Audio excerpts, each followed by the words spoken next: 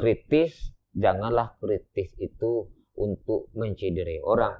Kritik yang harus dilakukan adalah kritik yang bangun.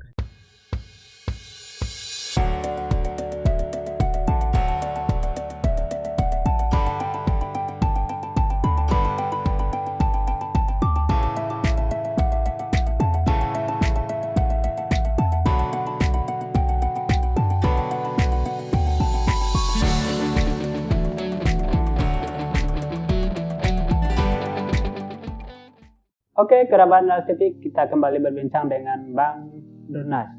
Kita kembali, Bang. Ya. Seperti pertanyaan saya tadi, apa alasan Abang untuk memilih jalur politik? Ya, jadi untuk bicara jalur politik itu pertama terobsesinya memang dari figurnya Pak SBY. Itu satu. Karena beliau, saya ingat waktu itu di Hotel Bumi Minang. Kemudian membaca ADRT, masalah ideologinya partai, dan juga di dalam keinginan Demokrat itu adalah gerakan anti korupsi. Karena di satu sisi juga saya bicara dalam masalah di LPJK dengan kawan-kawan tergabung waktu itu dengan TI, masalah korupsi ini, dan saya juga yang akhirnya juga menjadi seorang ketua Ikatan Ahli Pengadaan Indonesia wilayah Sumatera Barat. Karena dalam pengadaan barang, dalam pekerjaan kontraktor di konstruksi itu banyak hal yang tidak sesuai dengan spek segala macam. Karena banyak pekerjaan-pekerjaan dalam pekerjaan konstruksi itu tidak sesuai, itulah yang dikatakan korupsi. Nah, karena di partai politik dan dorongan kawan-kawan, dia sampaikan, Cak Ketua, Bang, kalau ingin kita memutus, ingin masuk di dalam gerakan itu harus berada dalam sistem. Selama ini saya di luar ya. Kalau kita bergabung di partai politik, tentu kita berada dalam sistem. Akhirnya memang karena sudah berada juga di Demokrat, tentu dengan tidak susah payah juga akhirnya tergabung dan mendaftar. Dan juga akhirnya saya dipercayakan di partai waktu itu sebagai ketua OKK. OKK kan organisasi kaderisasi, dan juga dipercayakan sebagai tim penseleksi pencalekan. Disitulah mulai kalau seandainya menjadi seorang anggota DPRD, tentu kita bisa berbuat dan bisa mengkritisi dan bisa melihat apa yang akan dilakukan oleh pemerintah. Yang tidak pernah lupa juga saya sampai hari ini, karena pada saat itu saya tidak pernah berkampanye. Jadi menjadi anggota DPRD itu tidak punya berkampanye. Di 2009 itu tidak pernah kampanye. Karena Aceh. Karena sibuk kerja ya. Ya, sudah selesai kawan-kawan berikan pembekalan, memberikan bintek ke seluruh caleg, kemudian pergi lagi ke Aceh, bolak-balik seperti itu. Yang akhirnya terakhir itu saya diingatkan oleh seorang sahabat dari TI. Dia suruh saya, karena tanggal 9 April waktu itu harus melaksanakan pemilihan hak di TPS, saya disuruh pulang. Akhirnya saya pulang kembali ke Padang melaksanakan hak konstitusi saya. Setelah selesai melakukan pemilihan di TPS, 15 hari, tidak sampai 15 hari atau 10 hari saya kembali ke Aceh. Jadi bagaimana proses, apakah saya terpilih atau apa, tidak pernah tahu. Bertemu dengan masyarakat juga enggak? Tidak pernah. Tetapi alhamdulillah waktu itu saya, karena waktu itu adalah dapilnya Dapil 2. Dapil 2 itu kan Kota Pariaman, Padang, Pariaman, Bukit Tinggi, Agam. Pada waktu itu 2009, 4 daerah. Kota ya. Alhamdulillah, ternyata banyak dukungan suara yang diberikan. Jadi ternyata selama berada di asosiasi, di GAPNC, LPJK, orang kenal dengan Durnas. Karena apa, pada waktu itu kan ada foto, ada nama lengkap. Jadi akhirnya masyarakat tahu. Nah, disitulah suara cukup besar juga. Dan waktu itu 2009 kan Demokrat juga menjadi pemenang di Sumatera Barat. Waktu itu saya wartawan muda. Selalu di waktu itu wartawan sering muda. Juga gitu, sering mengganggu Bang Durnas. Iya. Jadi berada di Aceh itu, setelah berangkat ke Aceh, ditelepon oleh salah seorang komisioner KPU Sumatera Barat, Pak Mufti. Beliau Mufti Sabdi, beliau nelpon, Pak Nurnas, tanam sajalah di Aceh itu, tinggal ukur baju dan untuk disiapkan untuk diambil sumpah di DPRD. Mendengar itu saya kaget. Ucapan hanya alhamdulillah. Alhamdulillah, ternyata masyarakat memberikan. Emang nggak ada juga tim abang bentuk katanya? Nggak pernah ada. Ini makanya nggak ada yang ngasih tahu Nggak ya. pernah tahu, dan karena kita tidak punya pemikiran sampai untuk menjadi seorang anggota dewan. Teman satu partai pun nggak ada yang ngasih Tidak tahu. juga. Nah, walaupun saya sebagai anggota ketua OK, dan akhirnya waktu pulang, dan waktu pulang itu setelah ada penghitungan, kan setelah selesai di kantor gubernur penghitungan itu di kota gubernur. Setelah selesai itu saya pergi lagi. Nah, jadi waktu itu ketua DPD kami adalah Pak Jupri, sampai ribu-ribu ke saya. Nah, saya biasa-biasa saja. Jadi yang menjadi anggota DPRD itu ternyata di situ saya mempunyai obsesi lagi bahwa saya menjadi anggota DPRD itu ternyata tidak mencari pekerjaan. Menjadi anggota DPRD langsung saya katakan bahwa saya adalah sebuah pengabdian.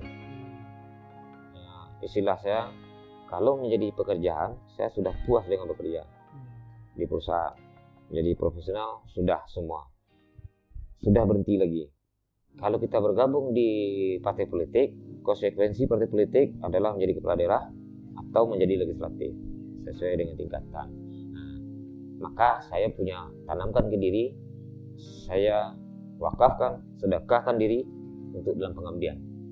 Nah, disitulah yang dengan kawan-kawan yang terkenal juga karena nama Cak Nur, Bang Nurnas itu termasuk orang yang kritis, yang ribut-ribut terus, yang mengkritik hal-hal yang tidak sesuai. Ya. Karena saya dari teman-teman bisa jadi alergi. Kemudian karena tidak punya sesuatu hal dengan seluruh kepala dinas. Jadi bisa saja kalau pekerjaan itu tidak benar, ya saya langsung. Jadi di DPRD selama 5 tahun di DPRD periode pertama itu saya tidak pernah dan tidak berada di komisi-komisi lain. Karena waktu itu kan sangat diinginkan oleh kawan-kawan saya berada di komisi 3 dan dipercayakan jadi ketua komisi. Jadi ketua komisi yang terlama waktu itu. Karena dipengaruhi background. Dengan kawan-kawan yang akrab, yang kami punya bentuk tim untuk mengisi dalam mengisi pembangunan di Sumatera Barat. Waktu itu Pak Gamawan Fauzi, karena Pak SBY jadi terpilih presiden, Pak Gamawan ditarik ke Jakarta jadi menteri, Pak almarhum yang menggantikan jadi wakil gubernur. Jadi ya Pak Aris Rahman, dengan Pak Aris Rahman itu kita punya musibah yang di zaman itu adalah yang tidak bisa juga kita lepaskan adalah gempa 2009. Nah, di gempa 2009 sebagai orang konstruksi dengan kondisi di Sumatera Barat, makanya sesuai dengan kompetensi diri semuanya itu yang saya curahkan untuk bagaimana mengisi pembangunan Sumatera Barat. Makanya di Sumatera Barat banyaklah pada zaman itu kepala dinas kita waktu itu Pak Dianto, kemudian Pak Dodi Randi, kemudian Pak Dodi pindah lagi ke Jakarta. Banyak kita berbicara di situ, merasa enak sebagai anggota dewan bisa berkontribusi, memberikan pemikiran bagaimana mengisi yang bangunan yang luntur lantak, infrastruktur yang hancur lebur. Sampai akhirnya yang ribut dan kencang kita mendorong, contoh salah satu menyelesaikan jalan tsunami Alai Bypass. Alai Bypass jadi cukup banyak. Di PSDA waktu itu ada Pak almarhum Ali Musri, kita gigi juga mendorong bagaimana infrastruktur irigasi, karena Sumatera Barat daerah pertanian, irigasi yang banyak. Jadi enaknya di kata DPR, ternyata kata orang enak itu adalah tergantung kepada individu. Iya. Karena kalau saya jadi kata DPR, karena prinsip saya adalah pengabdian, tidak punya beban. Karena kan pengabdian. Tidak ada tuntutan apa-apa. Tidak ada tuntutan apa-apa. Kemudian kita bersahabat dan berdekatan terus dengan kawan-kawan media. Nah, saya ingat dengan saudara Rudy Antonov itu adalah bertemu dan datang ke kantor DPRD, kantor Partai Demokrat sebagai ketua jurnal KJM. KJM. Organisasi Jurnalis Sumatera Barat. Jadi dengan begitu bangga kita dorong dan akhirnya di 2010 kalau tidak salah KJM membuat acara fotografer di halaman. Cuman masalah sampai hari ini JKM itu udah hilang. Udah hilang. Regenerasinya ya harus diperbaiki. Karena sebelumnya waktu itu pamerannya dibuka Mendagri itu, Bang. betul. Nah, luar biasa. Nah, luar biasa dorongan itu. Karena mengapa saya ingin dekat dengan para media? Karena dulu bersahabat.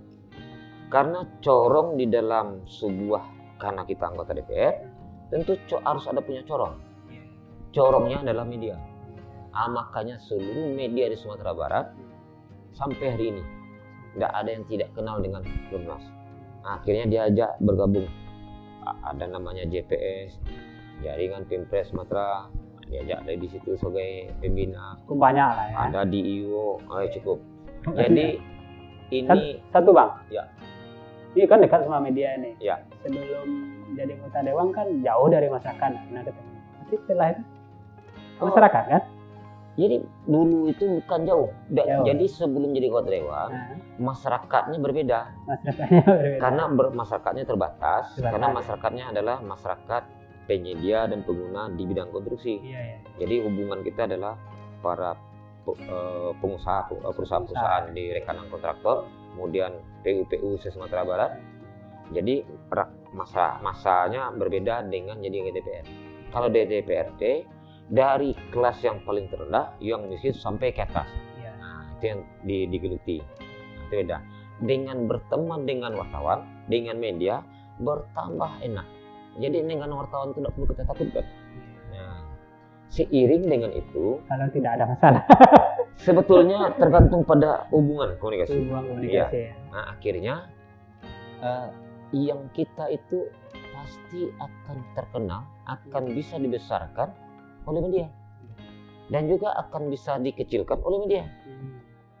Media bisa membesarkan kita dan juga bisa menghabiskan kita. Jadi artinya kita harus komunikatif dan tidak boleh hal yang macam-macam. Nah, kalau saya orangnya kan tidak pernah neko-neko juga. Nah, maka dekat sampai ini yang akhirnya dengan orang lah seumur ini hari lah sepangki anak. Orang manggil abang, jadi tambah dekat kan? Iya. Nah, makan itu usia cucu mungkin ada juga. Ada ya. Ya, itulah kenikmatan. Abang umurnya berapa sekarang? Kalau cucu untuk belum, tapi anak pada umurnya. Karena umur hari ini kalau habis tahun besok artinya sudah berada di umur 64 tahun. 64. Jadi masih muda juga. Masih. Iya, baru melewati dari generasi muda. Kalau dokter itu 65. Iya. Karena kalau bicara untuk kepemudaan baru melewati periode 4 tahun dari pemuda. Nah, itulah. Sekarang periode ketiga ya? Periode ketiga. Nah, jadi di periode ketiga ini pengalaman di 2 periode sebentar dengan Pak Marus Rahman, dengan Pak Kemawang Marus Rahman, kemudian masuk dengan Pak Irwan Pritno dengan almarhum Yusuf Kasim, kemudian Irwan Pritno dengan Mas Labid, 2 periode. Hari ini kita gubernurnya adalah Pak Meldi. Ternyata dalam penyelenggara pemerintahan memang berbalik lagi kepada bagaimana kita menyikapi sebagai anggota dewan. Karena sesuai dengan undang DPRD itu kan termasuk berbeda dengan DPRI. Kalau DPRD itu kan penyelenggara pemerintah. Pak Gubernur dengan jajaran SN itu di eksekutifnya, kami politik berada di legislatif. Nah, jadi artinya dengan puisi, kalau tidak seia dalam puisi positif antara legislatif dengan si eksekutif, tentu semua pembangunan tidak berjalan secara baik. Inilah yang harus sama-sama yang 2000 saya sampaikan, gubernur dengan DPRD itu harus seiring sejalan. Abang melihat memang selama ini belum sering sejalan. Ada hal yang pemahaman berbeda. Nah, jadi mengapa saya katakan berbeda? Karena kalau saya sering menyampaikan begini, kalau menjadi anggota DPRD provinsi berbeda dengan anggota kota. Karena provinsi itu, gubernur itu dia tidak punya haknya. Gubernur dia punya wilayah besar, tapi rakyat itu kan milik oleh kota bupati. Kalau kita menjadi berada di provinsi, tentu harus ada pemikiran intervensi kita, bagaimana meningkatkan perekonomian, bagaimana meningkatkan infrastruktur di kabupaten kota. Karena kemampuan kabupaten kota itu kan terbatas dengan anggarannya. Disitulah cara melihat ini, cara melihat. Nah, ini yang saya lihat di dalam garisan-garisan yang disiapkan karena pemerintah daerah itu ada RPJMD. RPJMD adalah sebagai acuan. Kita bicara RPJMD tentu tidak boleh lari dari apa yang telah disepakati. Nah, contoh, kami dulu mengkritik hal-hal yang berkaitan di Sumatera Barat pada zaman itu yang sampai ini tidak juga pernah dilaksanakan.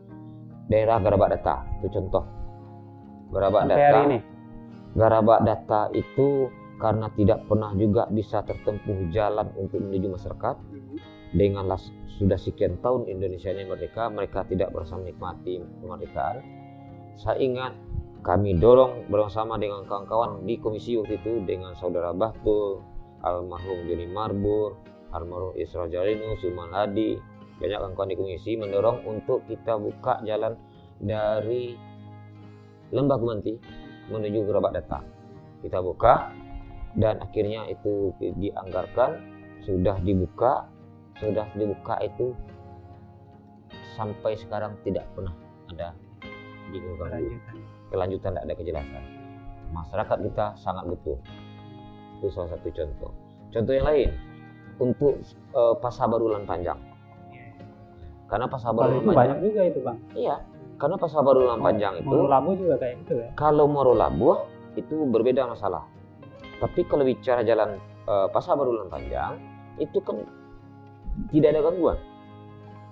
Itu akan memberikan kemudahan juga akses jika terjadi sesuatu di daerah Teluk Kabuang. Tentu masyarakat pesisir selatan ke Padang kemana saja kan tidak ada salah kalau ada jalan Pasar Baru Lan Panjang. Jadi di zaman Pak Sabri, di zaman Pak Edianto, Pak Dodi, master plan jalan itu sudah lengkap semua. Nah, sudah lengkap. Di situ kenikmatan kepuasan saya sebagai anggota DPR waktu itu berada di komisi, karena bisa memberikan pemikiran juga kepada eksekutif, terutama di infrastruktur dan juga di jalan, di jembatan, irigasi, semuanya itu yang itu bisa kita rasakan seperti ini. Antara contoh lagi, Cincin Malala. Cincin Malala itu banyak yang saya berikan kritik sebelum jadi anggota dewan, saya kritik juga. Ternyata juga banyak juga masalah ini. Contoh lagi, masih ada yang belum selesai. Masih ada yang belum selesai. Masih ada sekitar 2-3 daerah yang masih belum bisa terbebaskan. Saya ingatkan lagi waktu itu kalau bicara untuk kepentingan Sumatera Barat adalah daerah laburnya bencana. Nah, banyak musibah, sungainya segala macam. Nah, kemarin saya ingatkan lagi pada gubernur yang baru. Betul, gubernur yang baru, Jembatan Tanike.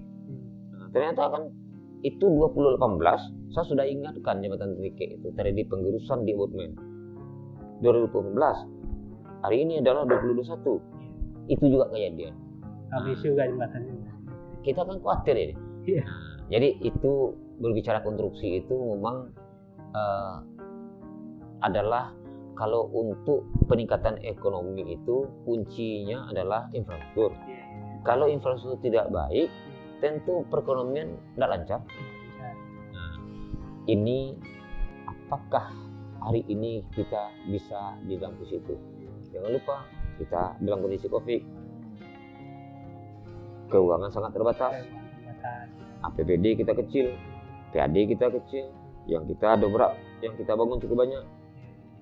Terutama saya sering menggaungkan di media, di mana saja saya gaungkan, Sumatera Barat bicara ketahanan pangan, 3 juta ton padi.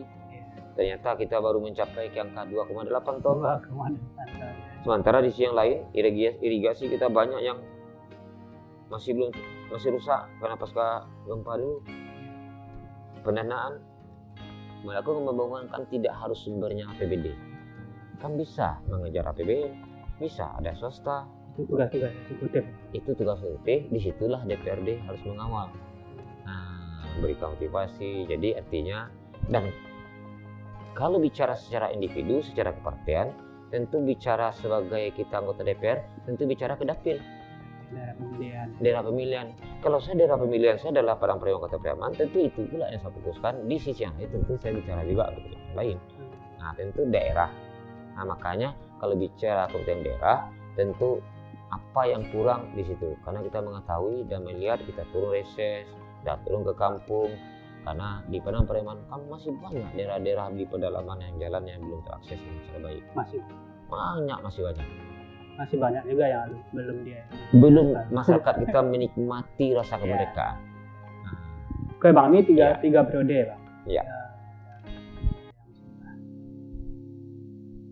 4 ya. Ya. Apa lagi yang karena dalam puisi menjadi DPRD itu yang saya sampaikan tadi adalah sebuah pengabdian. Jadi hanya mengabdikan diri, memberikan pemikiran yang bisa, karena kalau kita selama ini banyak berpikir, kemudian kita berhenti, itu kan menjadi masalah ke diri kita. Nah, dengan kita masih dipercayakan jadi DPRD, pemikiran-pemikiran yang bisa, itu yang kita laksanakan. Jadi, tidak ada ingin menuntut yang macam-macam. Tidak ada juga. Karena bisa jadi bupati besok, jadi sampai hari ini tidak. Karena untuk menjadi kepala daerah itu, mari kita berikan ke yang muda-muda. Marilah yang senior ini mengawal. Kita banyak potensi kita, yang muda-muda, yang banyak sudah doktor, ada yang profesor, kan sudah banyak yang luar biasa. Kita berikan ke yang muda-muda, mereka kita berikan pemikiran, mendorong pembangunan. Jadi tetap mengabdi dan kritis. Itu. Jadi kritis, janganlah kritis itu untuk mencederai orang. Kritiknya membangun. Kritik yang harus dilakukan adalah kritik membangun. Jadi kalau dengan kita melakukan kritik, karena kalau tidak dilakukan kontrol, tentu orang itu akan lupa. Nah, jadi kalau kita kontrol, jangan pula hanya sekedar kontrol. Tentu kalau sudah dikontrol, ada pula pemikiran solusinya, Pak. Oke Bang, sebelum kita akhiri, ya, kita ada pertanyaan. 5 diksi aja, 5 kata saja. Oh ya. 5 kata tentang DPRD. Apa yang Bang pikirkan tentang DPRD? Populernya, pengabdian, tidak pernah lelah, mensedekahkan. Yang terakhir adalah dengan pengabdian dicurahkan itu menjadi hal yang positif untuk Sumatera Barat. Terima kasih atas kehadirannya di Andalas TV. Dan tentu terima kasih juga pada Saudara Rudi. Andalas tetap eksis, karena dengan adanya Andalas TV ini tentu menjadi sebuah corong juga, ya. Dan berkumpulnya anak-anak muda, sebuah generasi yang akan menjadi penerus. Supporting dari Abang. Oh, insya Allah mudah. Terutama pikiran-pikiran bernas sesuai namanya. Oke Bang, terima kasih kehadiran di Andalas TV. Semoga apa yang Bang sampaikan bermanfaat dan menginspirasi para kerabat Andalas TV, terutama yang muda-muda. Iya, oke, terima kasih. Oke para kerabat, demikian perbincangan kita dengan anggota DPRD Provinsi Sumatera Barat, Bang Muhammad Nurnas. Sampai jumpa.